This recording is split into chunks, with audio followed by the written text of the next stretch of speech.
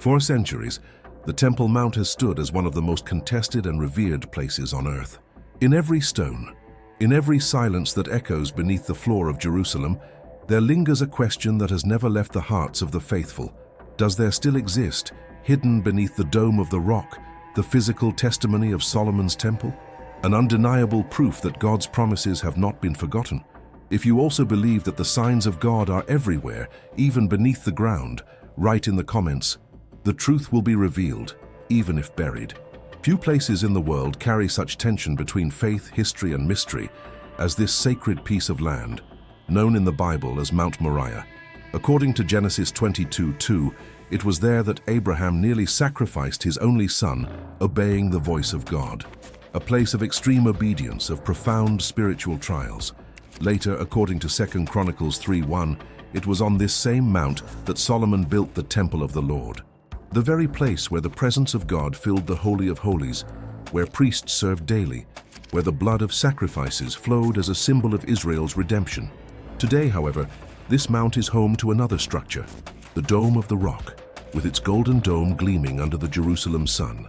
Built in the 7th century by the Umayyad dynasty, this Islamic structure rests upon the stone known to Jews as the Even HaShetia, the foundation stone. And according to tradition, this stone is no ordinary stone. It marks the center of the world, the exact location of the Holy of Holies. But what few know, and even fewer dare to explore, is what lies beneath this stone. Due to religious sensitivities and political conflict, direct excavations beneath the Dome of the Rock have been virtually impossible for centuries. But that has not prevented traces from emerging on the margins, in the tunnels, in the corners, most forgotten by authorities. During the 19th century, British explorers like Charles Warren and Charles Wilson received rare permission from the Ottoman Empire to investigate the subterranean structures of the area, and what they found still echoes today as whispers from the past. Deep wells, mysterious tunnels, hidden chambers carved into the rock. Among these discoveries is the famous Warren's Shaft, a vertical well connecting to an underground network of tunnels that may have been used by temple priests. More than random structures, these passages suggest intelligent planning, aligned with the biblical accounts in 1 Kings 6, where the detailed architecture of the temple is described with precision. It was as if every stone there had been shaped with a priestly purpose, but perhaps the most unsettling mystery lies at the heart of the Dome of the Rock itself, the chamber beneath the foundation stone, often called the Well of Souls.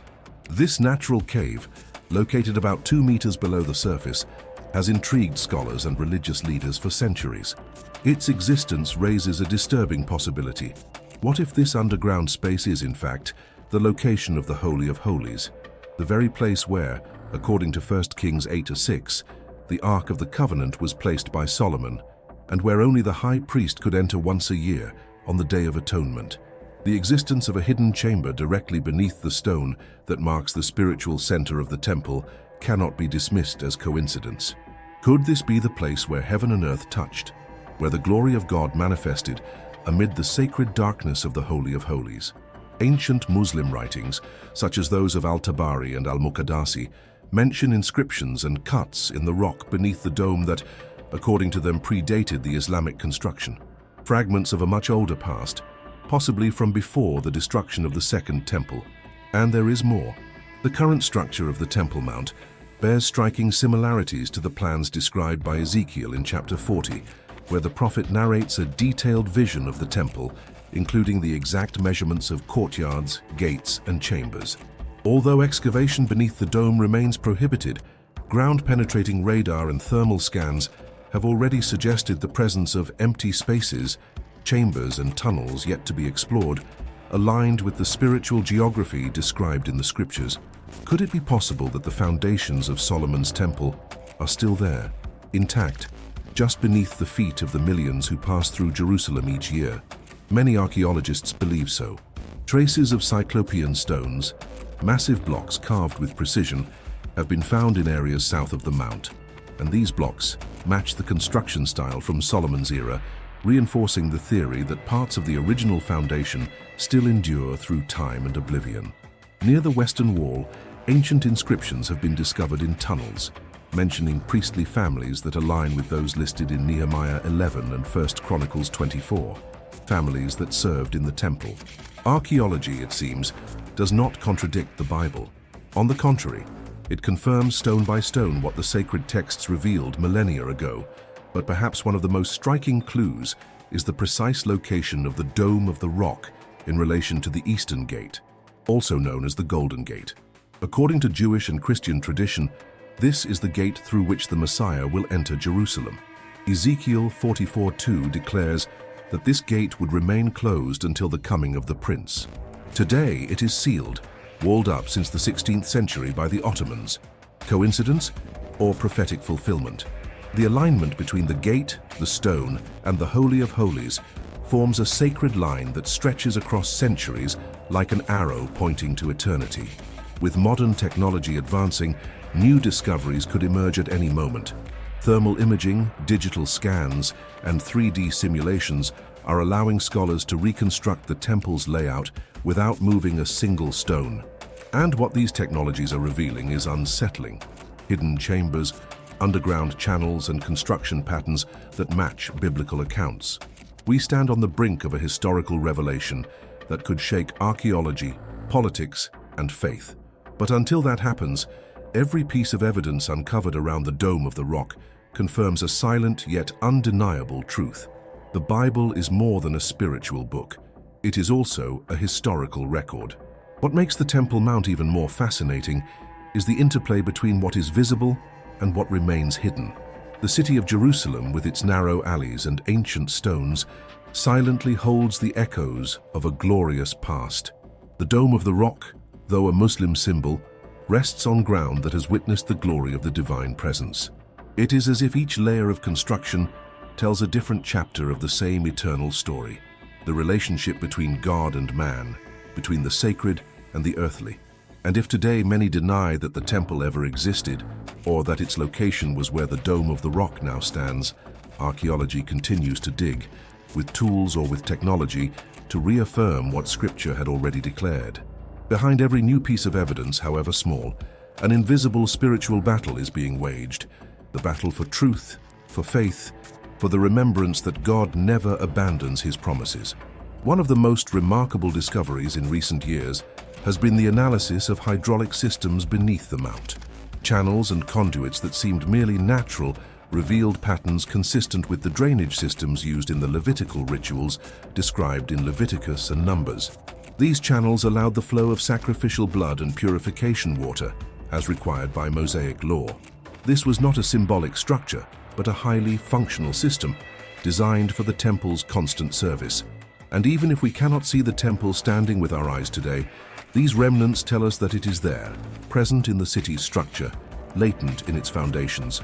This is why many scholars, including Orthodox rabbis and Christian archaeologists, believe that the reconstruction of the Third Temple would not require the complete removal of the Dome of the Rock, but rather the recognition that the site already holds the foundations of the original temple. In other words, the temple may be hidden, but it has never been erased. More than a religious or political issue, the Temple Mount is a point of spiritual convergence. It is the place where Abraham heard the voice of God, where Solomon dedicated the temple with prayer and sacrifice, where Jesus walked, taught, wept, and prophesied its destruction, and where, according to Zechariah 14 and Ezekiel 43, the Lord will return and dwell again. Every stone, every hidden chamber, every uncharted tunnel points to something greater, the fulfillment of a promise that is still unfolding.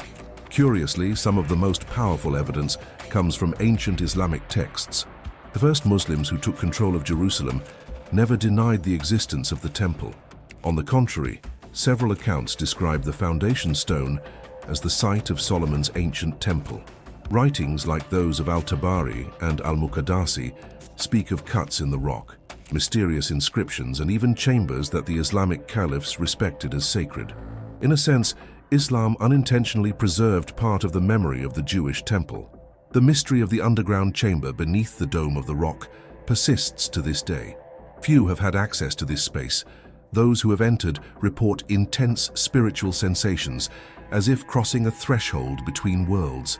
Is it just a cave, or the last physical remnant of the Holy of Holies? The Ark of the Covenant, the supreme symbol of God's presence, disappeared before the destruction of the first temple. And while its exact location remains unknown, there are those who believe it never left Jerusalem, merely hidden. Hidden, perhaps, exactly where Scripture says it should be, at the heart of the sacred mount. The book of 2 Maccabees 2:4-8, though not canonical for all, narrates that the prophet Jeremiah hid the ark in a cave before the Babylonian exile, saying that the place would remain unknown until God gathered his people again. Could this cave be the well of souls? Are we standing before the very hiding place of God's glory? The answer, for now, remains shrouded in silence and speculation. But the fact that so many pieces align, the biblical measurements, the drainage systems, the underground structures, the ancient accounts, forms a mosaic so coherent that only hardened eyes refuse to see it. And as it is written in Isaiah 28:16, "Behold, I lay in Zion a stone, a tested stone, a precious cornerstone, a sure foundation." That stone may be there, beneath the dome, not just as a symbol, but as the literal foundation of what will one day rise again. The current prophetic scenario makes this discussion all the more urgent. As conflicts intensify in Jerusalem and the world watches with growing attention, many wonder if we are approaching the fulfillment of Daniel 9:27, when a 7-year covenant will be made and the temple will once again be mentioned in prophetic texts. In Revelation 11:1-2, John is instructed to measure the temple, suggesting that it already existed or was about to be rebuilt in the end times. Be that as it may, the current discoveries reinforce a powerful truth. The spiritual foundations of the temple have never been destroyed.